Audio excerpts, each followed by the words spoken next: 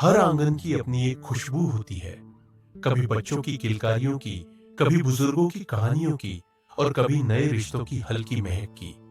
आज इसी आंगन में एक नई शुरुआत हुई है। देखिए, पारिवारिक आंगन में प्यार और जिम्मेदारियों की नई शुरुआत। एक ऐसी कहानी जो हर दिल को छू जाएगी। सावन की हल्की बारिश में आंगन की मिट्टी से सोंधी खुशबू उठ रही थी।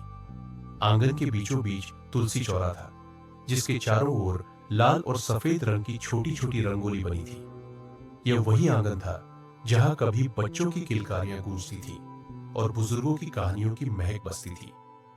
आज उसी आंगन में एक नई सुबह ने दस्तक दी थी। घर के सबसे छोटे बेटे रोहन की शादी के बाद पहली सुबह थी। बहू नीरा ने अभी अभी तुलसी को जल चढ़ाया था। उसके माथे पर लाल बिंदी और हाथों में हरी चूड़ियां आंगन की रौनक बढ़ा रही थी। नीरा पहली बार इस परिवार का हिस्सा बनी थी, लेकिन उसकी मुस्कान में अपनापन झलक रहा था। रोहन की मां सरला देवी बरामदे से यह सब देख रही थी। एक तरफ बहू का स्वागत करने की खुशी थी, तो दूसरी तरफ जिम्मेदारियों का एहसास। अब इस आंगन में नए रिश्तों की नई बुनियाद रखनी थी, जहां प्यार भी हो और समझदारी भी। दोपहर में जब पूरा परिवार साथ बैठा, तो नीरा ने पहली बार अपनी सासू मां के हाथ से खाना खाया।